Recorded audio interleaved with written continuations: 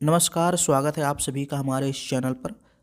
आज हम लोग पढ़ेंगे एक नया टॉपिक, कारण कार्य संबंध।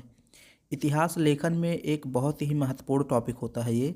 और अगर आप एमए कर रहे हैं या फिर आप यूजीसी नेट जेआरएफ एग्ज़ाम की तैयारी कर रहे हैं तो आप ये वीडियो देख सकते हैं। सबसे पहले आप इसको पढ़िए और ध्यान दीजिए। यहाँ पर भारत में 1857 की क्रांति क्यों हुई? भारत में मुगल आक्रमण के क्या कारण थे? भारत में अरबों ने और तुर्कों ने आक्रमण क्यों किया?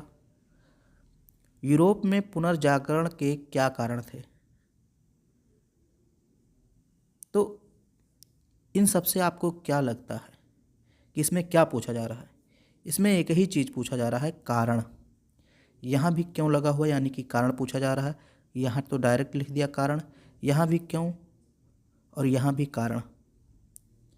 तो इसका मतलब ये है कि ये सारी घटनाएं हैं। 1857 की क्रांति क्या है? एक घटना है। मुगल आक्रमण एक घटना है। अरब और तुर्क आक्रमण एक घटना है। यूरोप में पुनर्जागरण एक घटना है। और इन घटनाओं के होने के पीछे कोई कारण है, तभी तो ये घटनाएं घटित हुई। तो इसका मतलब ये हुआ कि कोई भी घटना घटित होती, कोई भी कार्य होता है तो उसके पीछे कारण जरूर होता है।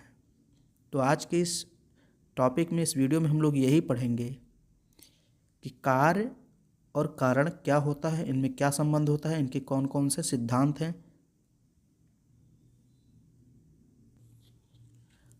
सबसे पहले यहाँ देखिए, इतिहास में कोई भी घटना अकारण नहीं होती है।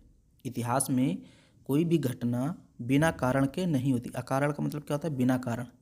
यानी हर एक घटना के पीछे कोई ना कोई कारण होता है और प्रत्येक कारण का कुछ प्रभाव भी होता है। यानी हर एक घटना के पीछे कोई कारण होता है और उस कारण का कोई प्रभाव होता है। प्रारंभिक समय में इतिहासकार और विद्वान घटना के कारणों को महत्व नहीं देते थे, क्योंकि वे उन्हें ईश्वर की इच्छा में हस्तक्षेप मानते थे। परंतु कारणों की अनिवार्यता को समझा गया और क्योंकि वे भविष्य के कार्यों के एक महत्वपूर्ण मार्गदर्शक स्वीकार कर लिए गए। अब देखिए, पहले क्या होता था? पहले के जो इतिहासकार होते थे, जब वो इतिहास लिखते थे तो वो बहुत ज़्यादा घटनाओं के कारण पर ध्यान नहीं देते थे कि क्यों हुआ। वो ऐसा मान लेते थे कि हाँ, ये ईश्वर ने किया है और हमें ईश्वर के काम में हस्तक्षेप नहीं करना चाहिए, ऐसा मान लेते थे।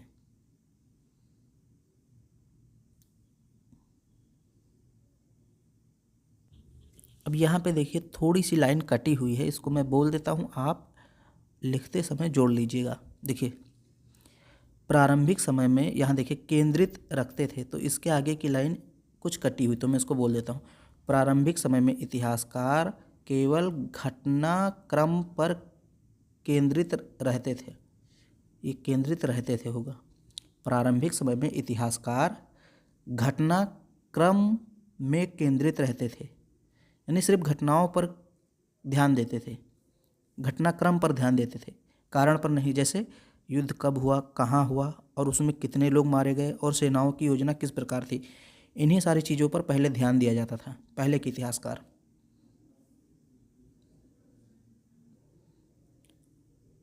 अब हम देखते हैं कारण की उत्पत्ति कैसे हुई। पहले कारण की उत्पत्ति देखेंगे, फिर उसके बाद हम लोग कार्य कारण संबंध और उसके सिद्धांत, ये सारी चीज़ें देखेंगे। कारण शब्द की उत्पत्ति मुख्यतः या मूलतः लैटिन भाषा कौसा से हुआ है। कारण शब्द की उत्पत्ति किस भाषा के शब्द से हुई? लैटिन। कभी कभी ये भी पूछ लिया जाता है, कारण शब्द की उत्पत्ति किस भाषा से हुई? तो लैटिन से हुई। लैटिन का कौन सा शब्द था? कौसा। और इस कौसा का अर्थ क्या होता है? दो घटनाओं के मध्य संबंध। यानी एक घटना घटित हुई है तो उसके पीछे जरूर कोई ना कोई घटना घटित हुई होगी। यानी कोई घटना स्वतंत्र नहीं हो सकती। घटनाएं एक ना एक दूसरे से जुड़ी होती हैं, घटनाओं में संबंध होता है। तो कारण का मतलब क्या है? दो घटनाओं के मध्य संबंध। जैसे 1857 की क्रांति हुई तो उसके पहले कोई ना कोई घटना घटित हुई होगी, अब घटना क्या घटित हुई मैं आपको बता देता हूँ। अंग्रेजों ने बहुत सारी ऐसी आर्थिक शोषणकारी नीति बनाई जिसके कारण भारत के किसानों, भारत के व्यापारियों को बहुत ज़्यादा नुकसान हुआ। तो वो घटना ही थी एक प्रकार से, और उसी का परिणाम क्या हुआ कि 1857 की क्रांति हो गई। तो कहीं ना कहीं दो घटनाओं के संबंध जो होता है वो कारण कहलाता है। गस्टावसन एक इतिहासकार हैं। इनकी धारणा है कि कारण उन महत्वपूर्ण पहलुओं का एक भाग है जो यह सिद्ध करते हैं कि अमुक ऐतिहासिक घटना क्यों घटित हुई। कारण हमें क्या बताता है कि ये घटना क्यों घटित हुई, 1857 की क्रांति क्यों हुई, अंग्रेज क्यों आए और 1947 में क्यों चले गए। घटना का कारण साधारण अथवा जटिल कुछ भी हो सकता है। साधारण कारण को सरलतापूर्वक समझा जा सकता है, जबकि जटिल कारण को जानने के लिए पूछताछ और धैर्य की आवश्यकता होती है। भाई जो साधारण कारण है, छोटा कारण है, सरल कारण है, उसको आप आसानी से समझ सकते हैं, लेकिन जो जटिल कारण है, जो गुप्त कारण होते हैं, छिपे हुए, उनको आपको अच्छे से पढ़ना पड़ेगा, दूसरों से पूछना पड़ेगा, धैर्य रखेंगे तब आपको पता चलेगा कि इसका असल में कारण क्या है, वास्तविक कारण क्या है। गुप्त कारण उसको हम लोग बोलते हैं। आगे पढ़ाऊंगा मैं आपको इसी वीडियो में कि कारण भी दो प्रकार के होते हैं।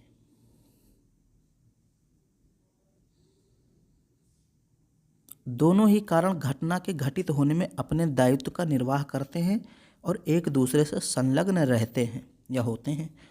उदाहरण के लिए भारत में 1857 के विद्रोह का तात्कालिक कारण मेरठ की घटना थी। मेरठ की घटना यानी कारतूस वाली घटना, चर्बीदार जो कारतूस थे उसी की घटना थी मेरठ में। वो तात्कालिक कारण था, लेकिन ऐसा नहीं कि केवल वही कारण था, जबकि उसके छिपे हुए कारणों में अंग्रेजों की भारतीयों के प्रति नीतियाँ थीं।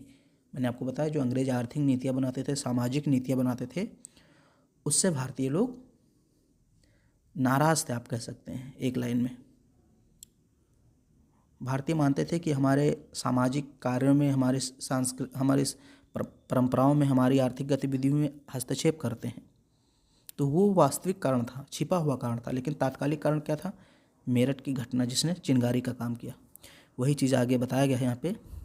घटनाओं की श्रृंखला में तात्कालिक कारण मुख्य कारण माना जाता है या बन जाता है।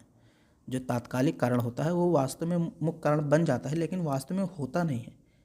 वास्तविक कारण तो गुप्त कारण होते हैं जो छिपे हुए रहते हैं।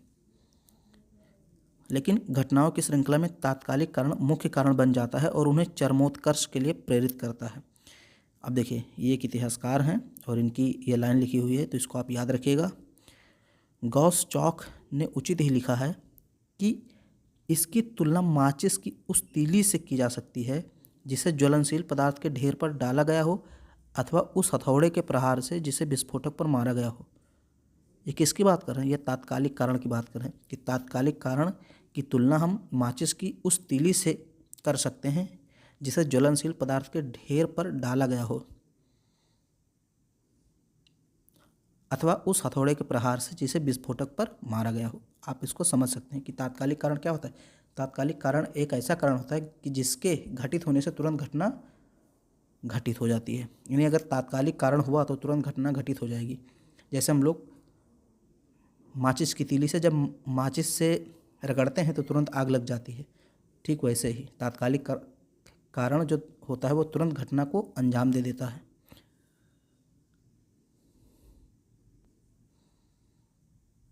यह सत्य है कि तात्कालिक कारण पर अधिक बल दिया जाता है और इतिहासकार इस ओर विशेष ध्यान देते हैं। यानी इतिहासकार का इस ओर विशेष ध्यान रहता है। वे तात्कालिक कारण से तो सहमत होते हैं किंतु छिपे कारण से सहमत नहीं होते। परंतु तात्कालिक कारण का अध्ययन मात्र ही घटना के प्रमुख कारण को जानने का पर्याप्त साक्ष्य नहीं है। देखिए, इतिहासकार क्या करते हैं, अक्सर वो तात्कालिक कारण से सहमत हो जाते हैं और जो छिपे हुए कारण होते हैं उनसे सहमत नहीं होते। लेकिन फिर यहाँ पे कह रहा कि जो तात्कालिक कारण का अध्ययन है, हम उसी के तात्कालिक कारण के अध्ययन से ही हम घटना के प्रमुख कारण को जान नहीं सकते, हम नहीं जान सकते। इतिहासकारों को घटनाओं के छिपे हुए कारण की खोज करनी पड़ती है, क्योंकि वो कारण क्या होते हैं? छिपे होते हैं, गुप्त होते हैं। प्रोफेसर गुस्टावसन ने छिपे हुए कारण के संबंध में उचित ही लिखा है।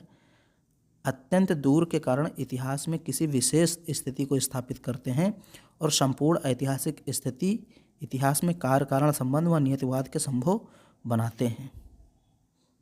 ये जो लाइन में कलर किया हूँ या हाईलाइट किया हूँ उसको आप जरूर याद रखिएगा। आप कॉपी पेन लेके बैठिए, उसको लिख लीजिए। उपर्युक्त वर्णन से यह स्पष्ट हो जाता है कि पेरिस की संधि द्वितीय महायुद्ध यानी द्वितीय विश्व युद्ध का मूल कारण थी। वस्तुतः प्रत्येक वस्तु किसी कार्य का फल होता है। तो आपको पता होगा कि जब प्रथम विश्व युद्ध हुआ और जब प्रथम विश्व युद्ध समाप्त हुआ तो मित्र राष्ट्रों ने धुरी राष्ट्रों को बहुत ज़्यादा अपमानित किया, उनके साथ अपमानजनक संधियाँ की। उसी में एक संधि थी पेरिस की संधि। पेरिस की संधि के द्वारा जो धुरी राष्ट्र थे, खासकर तुर्की, जर्मनी, इन सारे राष्ट्रों को बहुत ज़्यादा अपमानित किया गया। अपमानजनक संधियाँ लागू की गई, उनके क्षेत्रों का बंटवारा कर लिया गया। तो उससे क्या हुआ, वे राष्ट्र नाराज हो गए, धुरी राष्ट्र। तो वही कारण बना कि फिर से एक बार युद्ध होता है, यानी दूसरा विश्व युद्ध होता है। तो दूसरा विश्व युद्ध कहीं ना कहीं पेरिस की संधि का ही परिणाम था। तो कारण की उत्पत्ति कैसे हुई ये हम लोगों ने समझ लिया विभिन्न घटनाओं के माध्यम से। अब हम लोग देखते हैं कारण की अवधारणा। कारण की अवधारणा।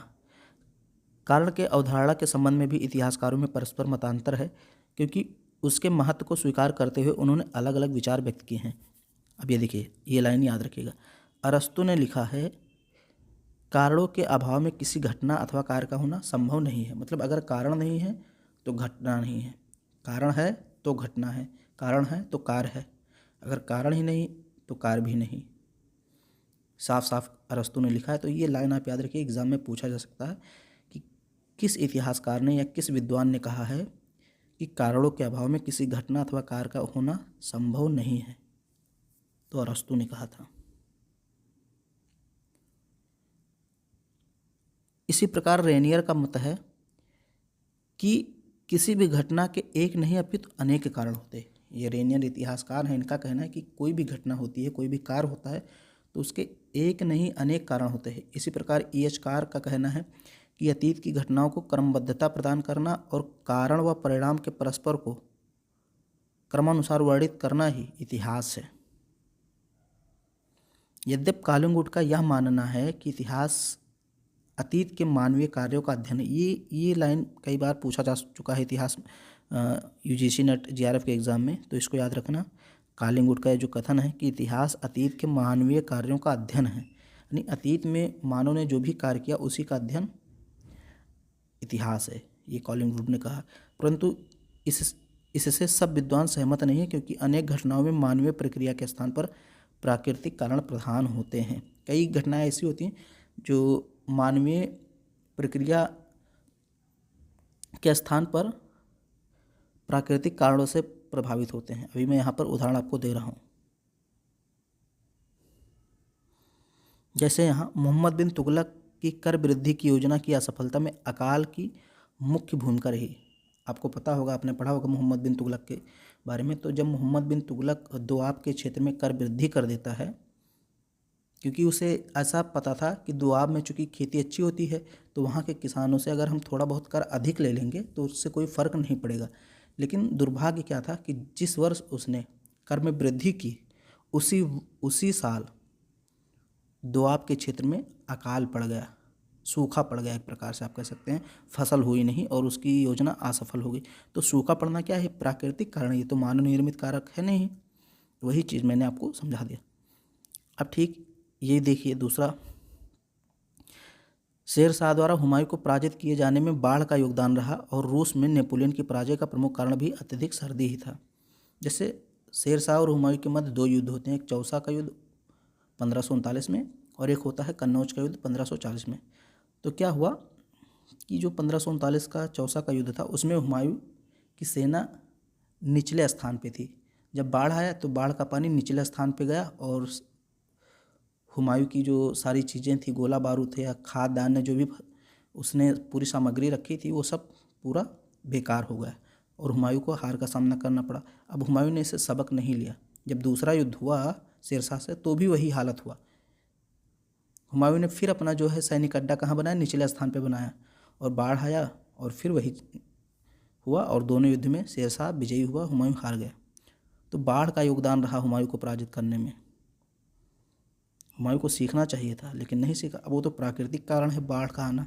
ऐसे ही रूस में नेपोलियन की पराजय का प्रमुख कारण सर्दी थी। सारी चीज़ें आप पढ़ लीजिएगा विश्व इतिहास में।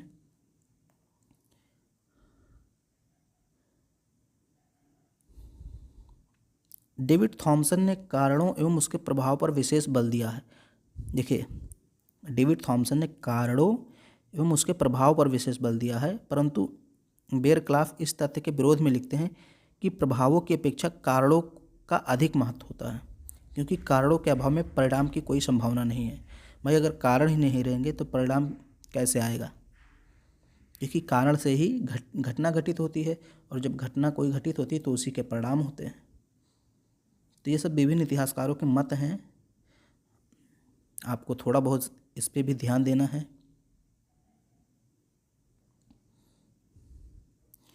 इसी प्रकार इतिहासकार वॉल्स ने कारणों के महत्व पर विशेष बल दिया है और उनकी क्रमबद्धता पर भी बल दिया है।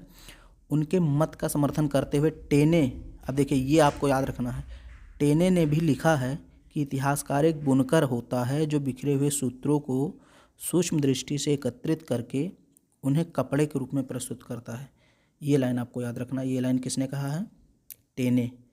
टेने ने कहा है कि इतिहासकार एक बुनकर की तरह होता है जो बिखरे हुए सूत्रों को सूक्ष्म दृष्टि से एकत्रित करके उन्हें कपड़े के रूप में प्रस्तुत करता है। अब मैंने आपको कारण की उत्पत्ति बता दी, कारण की अवधारणा बता दी। अब हम यहाँ पर पढ़ने जा रहे हैं कार्य कारण संबंध या कारण कार्य संबंध। इसको आप कुछ भी बोल सकते हैं। कारण को पहले कर दीजिए या कार्य को पहले कीजिए, दोनों का मतलब एक ही होता है। जैसे रवि और किशन में संबंध या किशन और रवि में संबंध, दोनों का मतलब एक ही होता है। तो वही चीज़ है कार्य कारण संबंध या कारण कार्य संबंध। इतिहास में कार्य कारण का अत्यधिक संबंध है। कारण के अभाव में किसी घटना का होना कदाचित संभव नहीं है। विभिन्न विद्वानों ने इस संदर्भ में अपने मत व्यक्त किए हैं, परंतु इस तथ्य को सभी ने एक मत से स्वीकार किया है कि किसी भी कार्य में कारणों का होना आवश्यक है।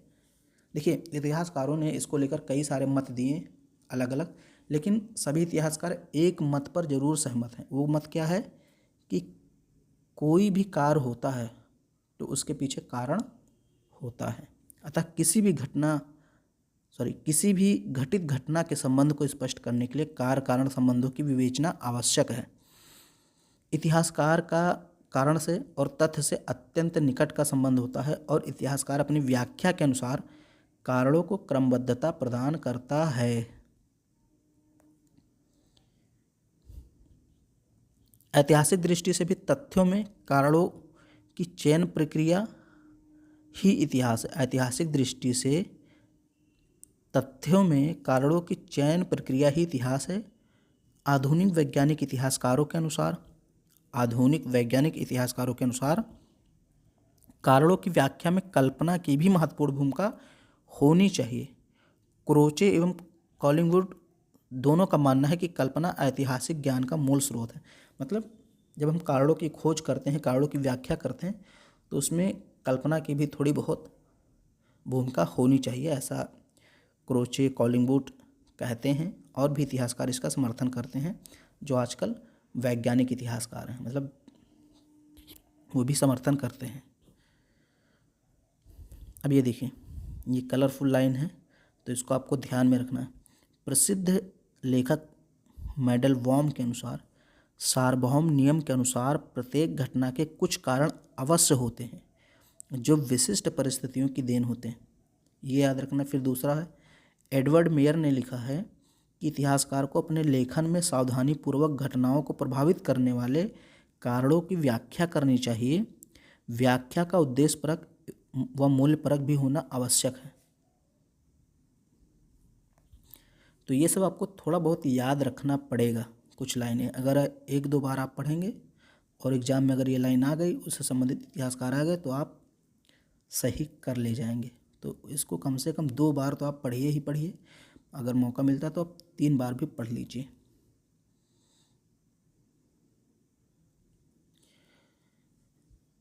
मानेके, ये भी एक इतिहासकार हैं, मानेके। इनका कहना है कि इतिहास में कार्य कारण संबंधों की गवेषणा मूल्यों के संदर्भ के बिना संभव नहीं है। इसी प्रकार वॉल्स, गिब्बन और कार्ल मार्क्स ने भी मूल्यपरक व्याख्या पर बल दिया है।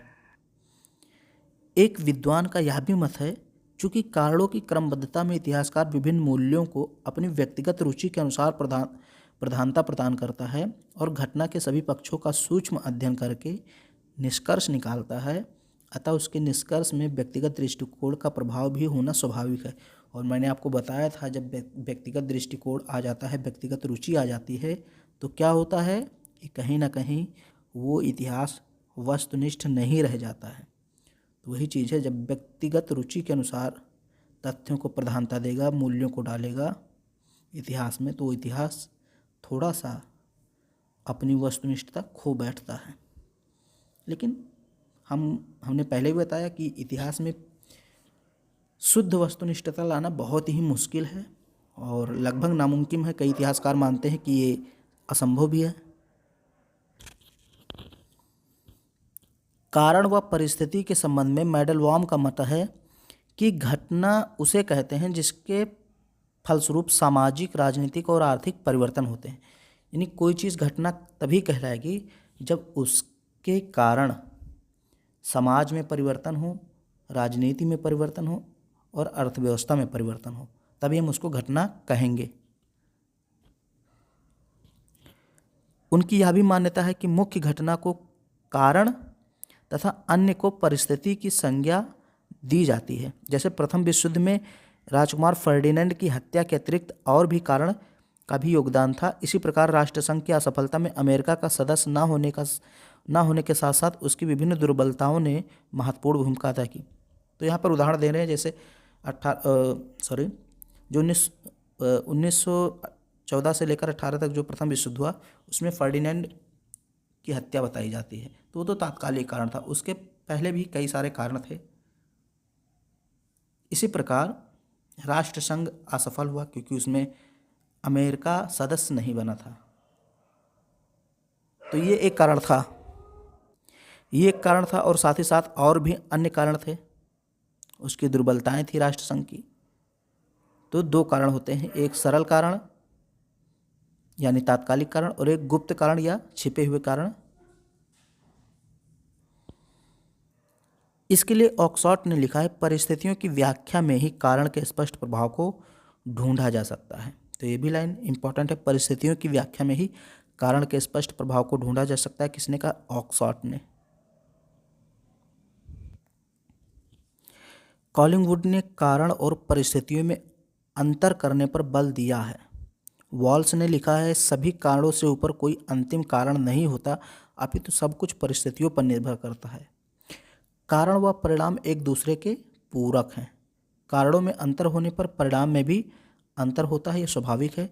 जिस प्रकार अत्यधिक शीत का परिणाम हिमपात होता है, उसी तरह मानसून के कारण अत्यधिक वर्षा होती है। Professor E.H. कार की भी मान्यता है कि अतीत की घटनाएं कतिपय कारणों का प्रतिफल होती हैं। विलियम जेम्स ने भी लिखा है, इतिहासकार निष्कर्ष प्राप्त करने के लिए कारण और परिणाम की खोज करता है। देखिए, इसमें आपको ये तो समझ में आ गया होगा कि कारण संबंध क्या है, लेकिन बस आपको थोड़ा ध्यान क्या देना है कि जो कथन है विभिन्न इतिहासकारों के, ये याद रखना है। कॉन्सेप्ट तो आप समझ ही गए होंगे अब तक। इतिहास का एक उद्देश्य अतीत को भविष्य की धरोहर बनाना भी है। वर्तमान दोनों के मध्य की काल्पनिक विभाजन रेखा कही जा सकती है, यानी कि जो वर्तमान है वो भूत और भविष्य के मध्य की काल्पनिक विभाजन रेखा है। इसलिए हुइजिंगा ने इतिहासकार को सदैव उद्देश्यवादी होने पर बल दिया है। Professor E.H. कार ने भी इसके समर्थन में लिखा है, इतिहासकार की आस्थाओं में भविष्य समाहित रहता है। तो ये याद रखना है। Professor E.H. कार का एक कथन और है, इतिहासकार की आस्थाओं में भविष्य समाहित रहता है। इसी प्रकार डेबी की मान्यता है कि अतीत के अध्ययन का कारण वर्तमान सुखी और वैभवपूर्ण बनाना है। उसमें भविष्य को सुखद बनाने की कल्पना भी जुड़ी रहती है। वस्तुतः इतिहासकार कारणों की व्याख्या के समय अतीत, वर्तमान और भविष्य के प्रति समान दृष्टिकोण रखता है। कोई इतिहासकार क्या होते हैं कि भूतकालीन घटनाओं की व्याख्या करते समय वर्तमान पर ज़्यादा ध्यान देते हैं, यानी वर्तमान के संदर्भ में भूतकाल की घटनाओं का व्याख्या करते हैं, जो कि गलत होता है। अगर हम भूतकाल की घटनाओं की व्याख्या करते हैं तो उसको भूतकाल की परिस्थितियों के संदर्भ में ही करनी चाहिए, तभी हमारा इतिहास वस्तुनिष्ठ होगा। तो वही चीज़ है। और उसके द्वारा दी गई व्याख्या में निहित भविष्य कार्य कारण व्याख्या की सर्वोत्तम परिकल्पना, जिसके आधार पर इतिहासकार कारणों को क्रमबद्ध करते हुए निष्कर्ष प्रस्तुत करता है। तो थोड़ा सा है, आप पढ़ लीजिएगा इसको अच्छे से। मैं थोड़ा सा आपको जहाँ कॉन्सेप्ट होता है वहाँ समझाता हूँ, बाकी सारी चीज़ें आप खुद पढ़ सकते हैं। अब देखिए, यहाँ पर आपको थोड़ा सा ध्यान देना है। ये कुछ सिद्धांत हैं, कार्य कारण सिद्धांत हैं, उनको ध्यान देना पड़ेगा। पहला सिद्धांत है दैवीय योजना। बहुत आसान है, आप समझ जाएंगे। इस सिद्धांत के समर्थकों का विश्वास है कि इतिहास में भाग्य की महत्वपूर्ण भूमिका होती है। इतिहास में किसकी? भाग्य की। कहते नहीं, भाग्य में लिखा था तो ऐसा हुआ। क्यों हुआ? भाग्य में लिखा था तो ऐसा हुआ। तो दैवीय योजना में भाग्य की महत्वपूर्ण भूमिका होती है। समस्त प्राचीन सभ्यताएं, जैसे मिस्र की सभ्यता, इजिप्ट, वही इजिप्शियन, बेबीलोनियन, ये सारी सभ्यताओं के नाम हैं। ग्रीक, यूनान की सभ्यता, ग्रीक की सभ्यता यूरोप में जो है, इस सिद्धांत में विश्वास है। मतलब ये जो सारी सभ्यताएं हैं, चाहे इजिप्शियन की सभ्यता, बेबीलोनियन की सभ्यता, ग्रीक की सभ्यता, इन सारी सभ्यताओं का ये मानना है कि कारणों के पीछे कहीं ना कहीं भाग्य की भूमिका होती है। घटनाओं के पीछे भाग्य की भूमिका होती है। भाग्य मतलब क्या? ईश्वर। प्रत्येक धर्म, चाहे वह हिंदू, इस्लाम, ईसाई और चीनी, सभी ने इस सिद्धांत का समर्थन किया है। इन सब धर्मों के मानने वालों का विश्वास है कि सभी राजा, नायक, पादरी, समाज के बुद्धिजीवी कई घटनाओं में महत्वपूर्ण भूमिका अदा करते हैं, लेकिन ऐसी बहुत सी घटनाएं होती हैं जो ईश्वर की इच्छा से घटित होती हैं। अब देखिए, ये जो दैवीय योजना है, ये पहले के इतिहासकार मानते थे कि जो सारी घटनाएं घटित होती हैं वो ईश्वर की इच्छा से घटित होती हैं। तो ये प्राचीन काल के, आप कह सकते हैं, सिद्धांत है।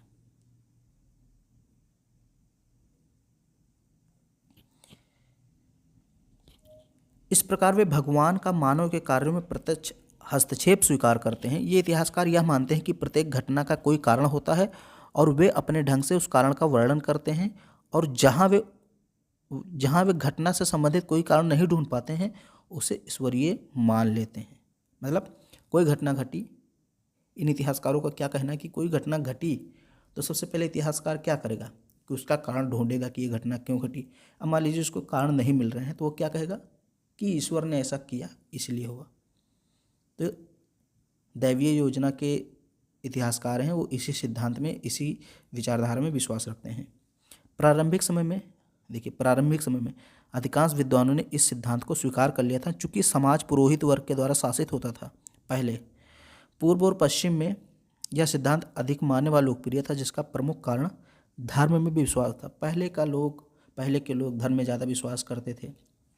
तो ऐसी विचारधाराएं पहले सही थी, उचित थी, लेकिन आज के संदर्भ में जब हम इन सारी चीज़ों को देखते हैं कि ईश्वर कारण है, ईश्वर के कारण ये घटना घटी, तो ऐसा नहीं होता है। आज हम लोग उसके वास्तविक कारण को ढूंढने का प्रयास करते हैं। बहुत सारी रिसर्च होती हैं, खोजें होती हैं, अनुसंधान होते हैं।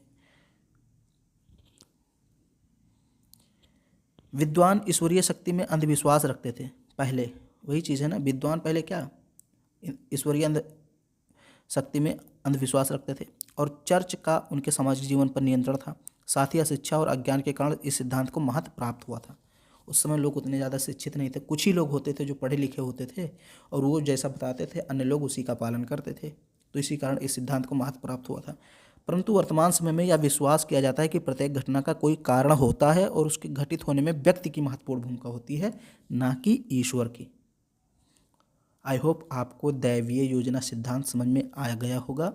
अगर इससे रिलेटेड कोई कॉन्सेप्ट, कोई प्रश्न आता है तो आप ज़रूर उसको करने में अब समर्थ हो गए होंगे। अब हम लोग और सारे कारणों को देखते हैं। दूसरा कारण है बुद्धिवादी सिद्धांत।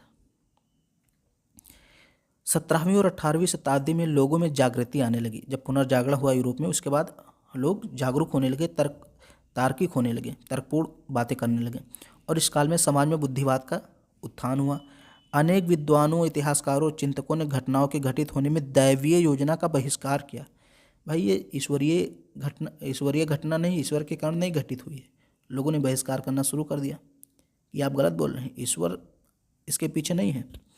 उन्होंने मानव के विकास में ईश्वर के संलग्न होने में असहमति प्रकट की। उन्होंने कहा देखिए जो मानव विकास कर रहा है इसमें ईश्वर का कोई योगदान नहीं है, उसका कोई हस्तक्षेप नहीं है।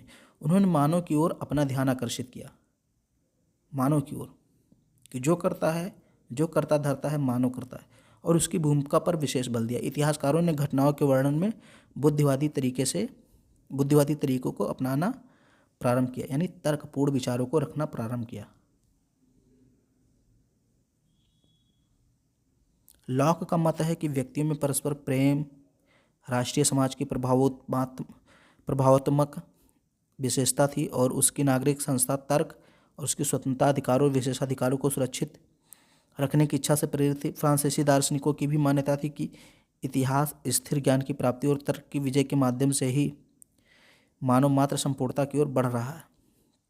इस बात पढ़ लीजिएगा, इसमें कुछ समझाने वाला है नहीं। कुछ चीज़ें होती हैं जो आपको छोड़ना भी पड़ेगा, यहाँ मैंने आपको बस लिख दिया है, बाकी आप अपने अनुसार समझ लीजिएगा जो आपको लगता है इम्पॉर्टेंट है। जैसे जो भी इम्पॉर्टेंट है वो अक्सर मैंने कलरफुल कर दिया है, उसको हाईलाइट कर दिया है, और मैं बताता भी चलता हूँ कि कौन सी लाइन इम्पॉर्टेंट है। कॉन्सेप्ट आपको समझा ही रहा हूँ, कुछ चीज़ें आपको छोड़ना भी पड़ेगा।